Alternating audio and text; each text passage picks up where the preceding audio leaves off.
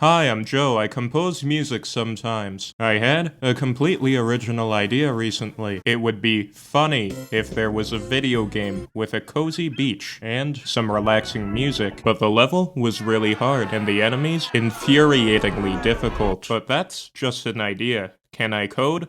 No. Can I draw? What do you think? Can I make relaxing beach music? Absolutely. Here's how. First, we imagine what relaxing is. Here's a guy relaxing. You can see he isn't moving. This is because he's dead. So here's another guy.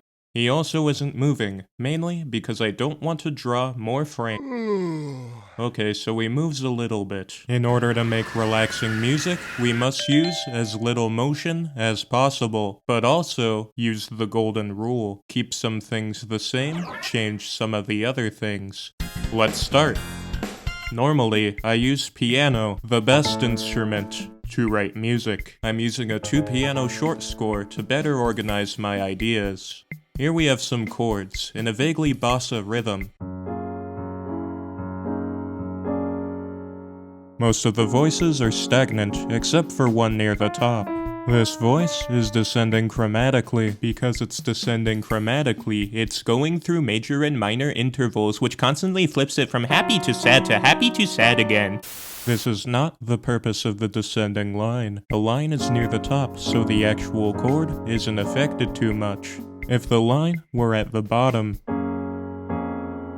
it goes somewhere exciting. Oh no, this is the exact opposite of relaxing. This is why the line near the top provides some interest, but is ultimately stable. Think of it like a Rubik's Cube. You're not very good at Rubik's Cubes, so you looked up some guides and tutorials. After some tears, sweat, and an abnormal amount of blood, you solved your first cube. Then your friend comes along and immediately mucks it up into a flag or whatever. You say he's violating the US flag code, to which he correctly replies, "That code only applies to flags repurposed into commercial objects," and then solves it in 3 moves or so. Yeah, good going, Daryl. All of that effort just to reverse it to a normal state, Daryl. Anyways, this is exactly the feeling you should get from these opening chords, with light chromatic voice leading. Now it's the melody's time to shine. And by shine, I mean do absolutely nothing. Least interesting melody, long note on beat 1. We can make things a little more interesting by adding a short note each time the long note appears.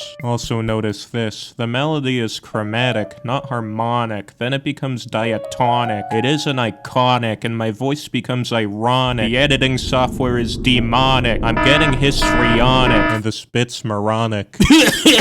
Chromatics definitely make the melody static, but how do you harmonize this smoothly? Here, we'll inject our first bit of excitement. We break free from the voice-leading chords into a chain of 2/5s. First a Dameron 2/5, then a backdoor 2/5, then my personal favorite, trapdoor 2/5, and a normal 2/5 to get us to the beginning. The beginning had no melody and low energy harmony. The next section had low energy melody and high energy harmony. This section has low energy melody and low energy harmony, at which point the song's been established. Let's have high energy melody and harmony, within reason. First, we'll need to glue the next section a bit. See this A7 chord? Let's just stretch that a bit. Honestly, this next section is pretty standard. It has some jazzy harmonic flair, sure, but it keeps the spirit of the previous sections, mainly in its rhythmic similarity.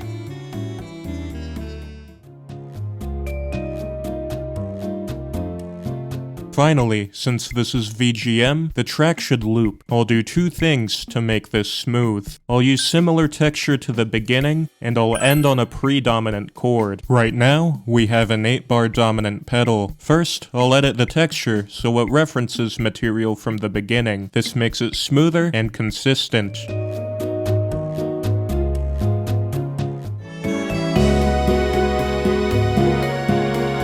Finally, I'll end on a predominant chord. A dominant to tonic is strong, while a predominant to a tonic is weak. This is a useful tool for VGM, as if you're not paying attention, you'll have a tougher time telling when the track starts and ends, ultimately making you more immersed in the game. Orchestration. The final part of this video, also the part I have the least experience in. To be honest, that's okay for a relaxing beach song like this. I use some typical Latin jazz instruments: percussion, vibraphone, guitar, strings, and a muted trumpet. It's cliche, but that's the point. Sometimes, it's nice to lean into tropes and see if you can pull them off successfully. I hope you enjoy Serenity Coast.